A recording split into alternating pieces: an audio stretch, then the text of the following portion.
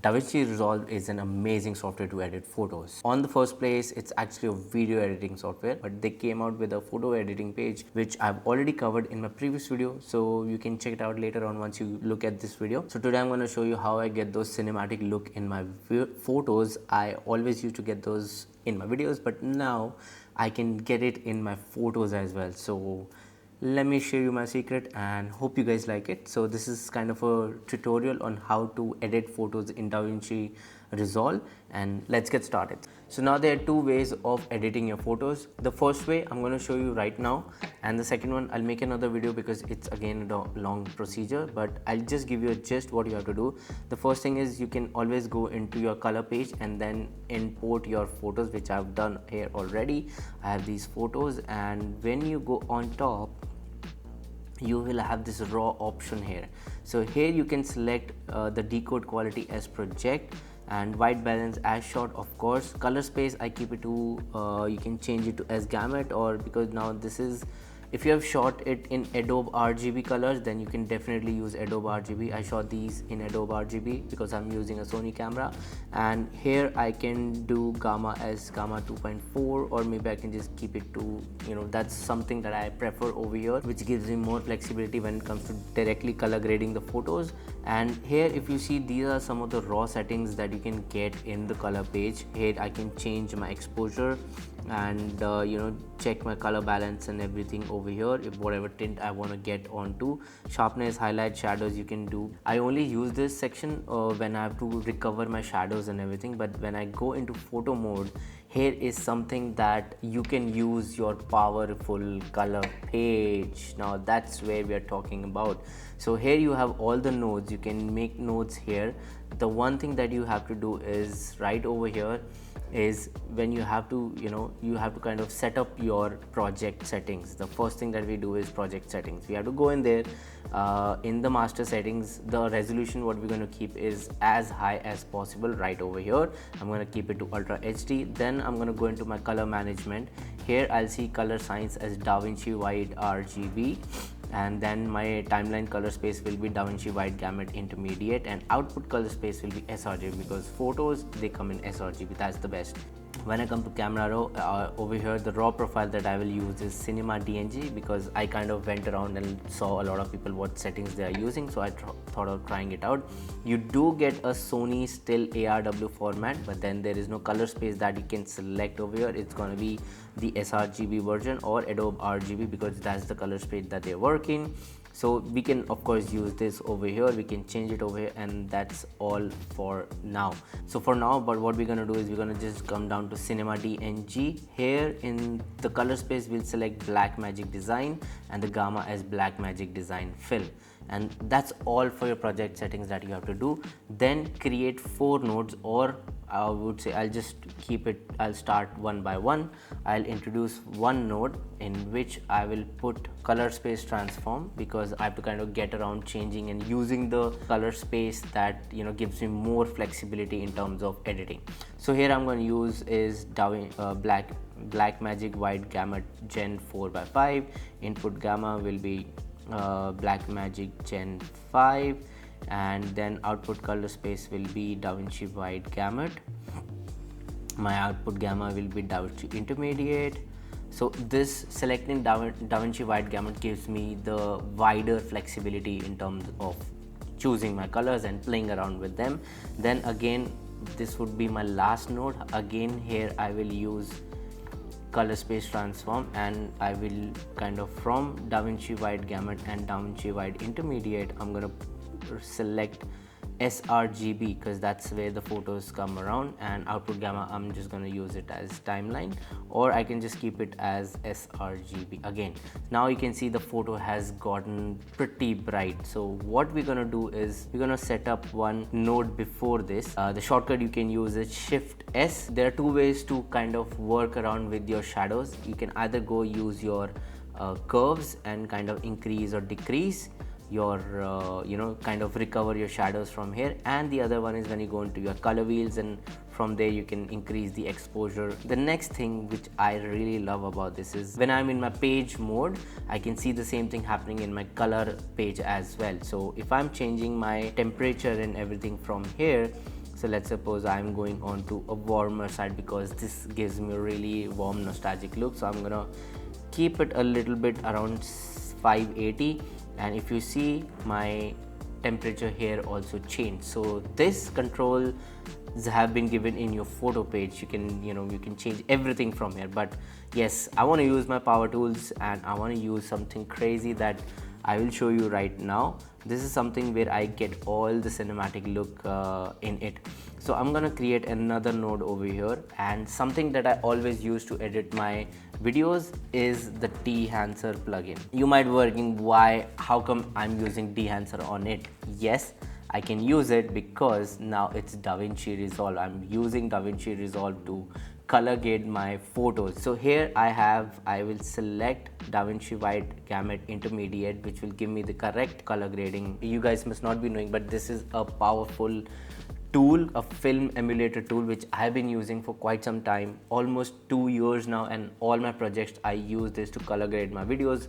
This is not a sponsor video, but this is personally I been using it for quite some time. But yes, if you wish to buy this out and try it for yourself, they do have a lifetime plan, so you can all pay once, and if you use my promo code Sampann Narang, you can get a 10% discount. So something that I would highly recommend you guys trying it out. And getting back to the video, yes, you get all these film looks. There are around 66 plus film looks that you can use over here to color grade your videos. You have the film grain, the halation bloom, film damage. You can put everything in and change the way your photos look. Now you can get those cinematic looks in your photos as well now. So what I'm gonna do is, my personal favorite is where do we see? There are two of them. They're Kodak Ektar 100 and Kodak Gold 200. So over here I can see that the vibe of Gold 200 is going pretty well, so I'm going to use this. And then I'm going to go down to film developer. Here first of all I'm going to enable this and try to work around my contrast and see how things are working over here. But before that, I'm going to switch off my grain, which I'm going to add later on because it's going to create a lot of disturbance in my photos.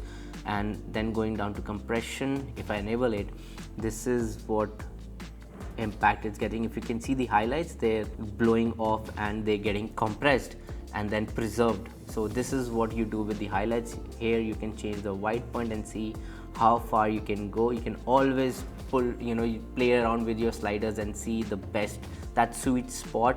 For me, it's gonna be probably over here. The tonal range, again, you can see how much do you wanna bring in that contrasty look if you have, because right now this scene is pretty amazing. I love where this photo has been taken. This was taken in Switzerland, and I love bikes, so I was on a ride with this particular man and I thought of just taking beautiful photos of this. In the color density, we're gonna see how much color we want. I think I'm gonna keep it right over here. When you go to expand, you can use your black points and the white points here. See how much we can keep it around over here. The whites, I don't want to make it too bright because then the moody and the filmy look goes away. I'm going to keep it right over here. That's like the sweet spot.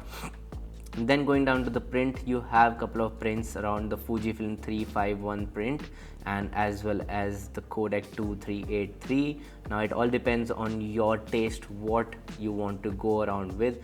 I go with my personal favorite is Kodak 2383 because that gives the most pleasing look that I'm trying to achieve out of this photo, and this is where something what I imagined while clicking the photo as well. Going into the color heads, you can then change your shadows and the highlights and mid-tones and everything. You can put in those colors. I sometimes do not use it as a gang, or sometimes you can just kind of play around manually over here one by one. Okay, I have to enable this first. Yeah, that's one thing that you can enable each and every aspect of your photos over here. And yes, you can use your histogram to kind of figure out where your highlights or shadows are clipping out or not. But yes, sometimes there are rules, but if you can create something better breaking those rules, yes, go for it guys, just go for it. People are gonna hate you or they're gonna just kind of troll you for it, but if your vision goes right in the right direction, you can just hit it. You can't please everyone else. So if you're going around over here, I think I'm gonna keep it a little warm here and kind of introduce a little bit of green in the shadows. And let me see what it does. I don't want the reds. I'm gonna go towards a little cyan. I will go towards a little cyan, and here in the shadows I wish to kind of introduce a little warmness. The midtones, how much it is going the road, I don't want it like this way, but yeah, I'm gonna keep it somewhere right over here. And the highlights, let's see what goes well with it. I'm gonna introduce a little bit of blue cyan tint. Yeah, you can see how much of this affects your photos. This is zero down on, this is full, and that's the preservation of your exposure. Here how much of this it impacts. So if you can see, there's a lot of difference that has come already. Again, I'm not gonna still put on the film grain. That's my last step when I have to put on the film grain. I'm gonna close this off. Then I'm going on to halation. Now what halation does is it kind of creates a little bit of that reddishness around your highlights. So if you can see the headlight over here, so you see that headlight going with that red accent or around that circle, but this kind of gives a pretty much decent enough. I do not generally change it if it is not affecting too much, but here I'm using the 35mm Super 35 filter of whatever you want to call it, and I generally do not touch it here. If it goes overboard, yes, then I can move around. And then I'm gonna go introduce a little bloom in the photo. It kind of grows those highlights over here. So if I go around and see, the photo has got that glow in it. I'm not gonna go too overboard and just gonna reset and see where it is going across. Yeah, and then of course these are the video filters, if you can see, but here in the photos I do not need it. All I wanted was the other top tools in it. Now coming down to the vignette, if your photo requires a vignette, maybe go ahead with it. I'll just enable and kind of gain that vignetting effect in it, just that bit, just a slight of just a slight change in it. Now let me show you the before and after before we move ahead. This is the after. This was the photo before, and now this is how the photo has turned out. Just imagine, I can see there's a little bit of the shadows going out, but here I have a quick fix for it. I'm gonna go into my blacks and kind of work my way around over there. Yeah, that's it. I do not wish to introduce more of my shadows here. I'm just gonna go, yep, I think that's where I'm heading. That's the photo that I'm heading out. And if I remove these, nothing is gonna happen. But yes, these steps are pretty important. Now what the best part is, I can copy this all, go into my other photo and paste the same. It's gonna put that same effect on it. Just imagine you have set one color and see, voila, I can change each and every photo over here with just pasting around. Yes, Lightroom has it, of course, but even Davinci has it all, and now you have all your power wheels with it. So all you have to do is just paste and kind of make work around with your settings as per the photo exposure and everything. So if you see over here, I mean, this was before and this is the after. Just imagine the kind of filmic and vintage or whatever look you were trying to achieve has been done through this software.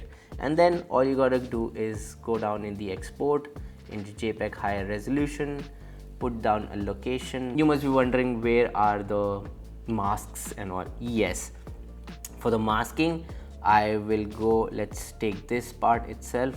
Let me create another node around, and you can use this masking tool here by itself. You can use the radial, the square. That's the full edit. What do you guys think? This is the before and this is the after. How cool is that, man? I can get all, and yes, grain. How can I forget the grain? So I'm gonna go back again. The grain is the most important part over here. Oh my god, where is it? Yes. If I enable the grain, I will go into the 8mm, just keep it a little bit in it, and yeah, so that's the before and that's the after. Just imagine how cool we came from this to this. And you must be wondering, Lightroom can do it all, so why do I use Lightroom? But now I have Davinci Resolve, I can edit my photos as well as my videos, and they can all get the same look. So I hope you guys enjoyed the video and learned something out of it. Don't forget to check out the Dehancer plugin, and I'll see you in the next one. Peace out.